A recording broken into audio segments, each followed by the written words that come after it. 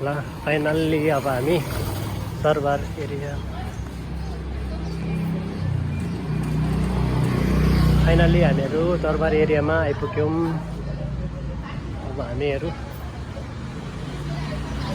55 झ्याल भएको दरबार पनि हेर्नेछौँ अनि अन्य दरबारहरू पनि हेर्नेछौँ।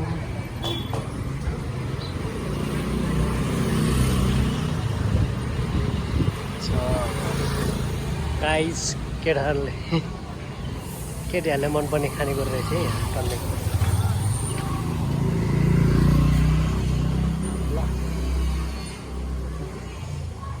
मल्लकालीन संरचनामा हामी प्रवेश गऱ्यौँ।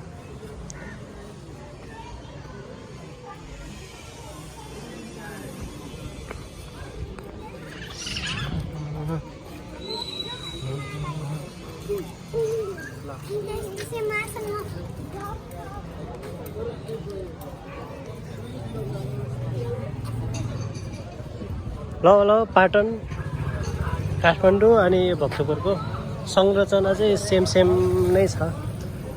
जुन आर्किटेक्ट स्ट्रक्चरहरू खासै भिन्नता छैन, किनकि एउटै दाजुभाइ एउटै खलकले बनाएको सम्बद्ध भएकोले, आफ्नो दरबार भएकोले लगभग त्यही अनुसार बनाएको छ।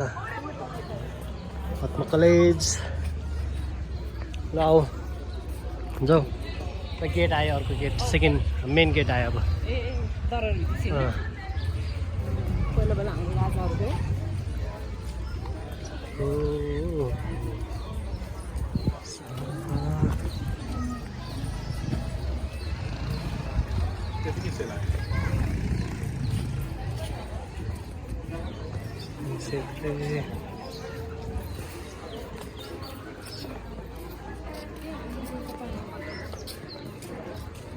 टुरिस्टहरूको लागि यो है भक्तपुरको म्याप हो। यो दरबार एरियाको।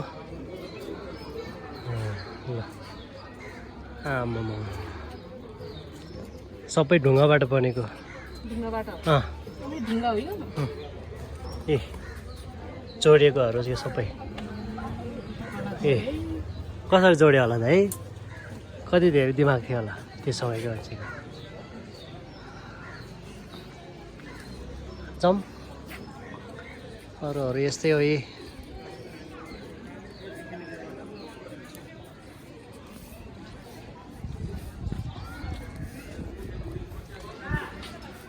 ल यो बाघ हो नि, कहाँ कुकुर हुन्छ यति? बाघको टाढो त्यस्तो हुन्छ त नि। सट्टा आउँदाखेरि ल काठमाडौँ दरबार स्क्वायर जस्तै देखिन्छ, तर यो भक्तपुर दरबार स्क्वायर हो।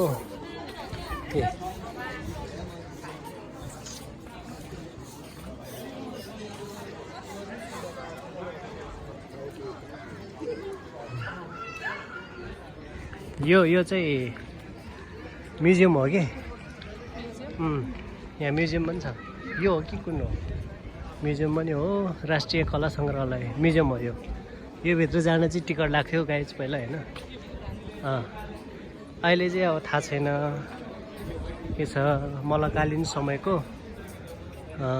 पुरानो पुरातत्व चिजहरू, फोटोहरू छ यहाँ। ल भक्तपुर दरबार स्क्वायर भनेको यही हो होइन।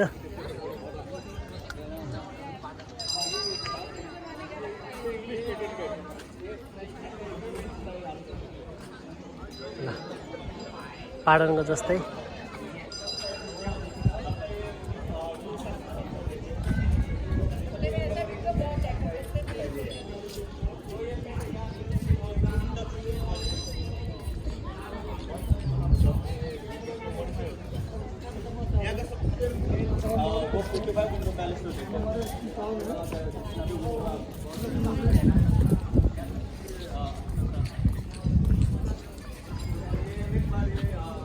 जम अहिले जम होइन। अनि त्यसपछि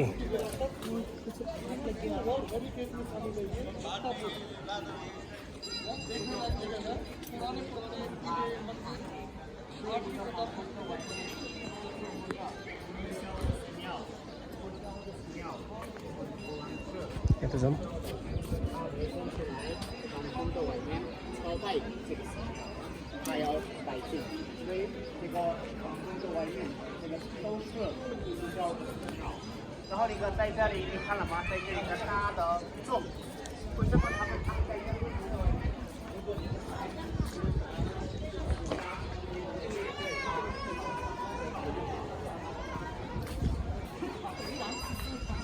पुरानो दरबार हो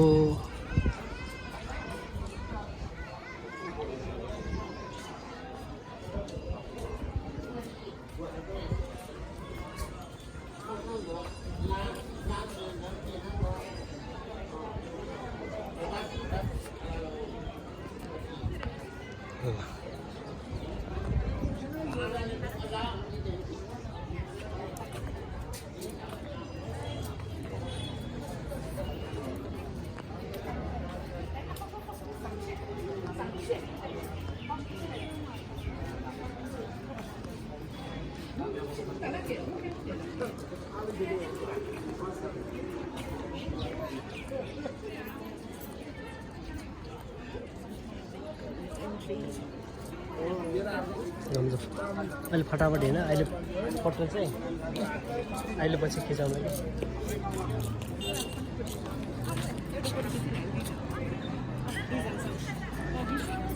ड्रेस लगाएर आइरहनु भएको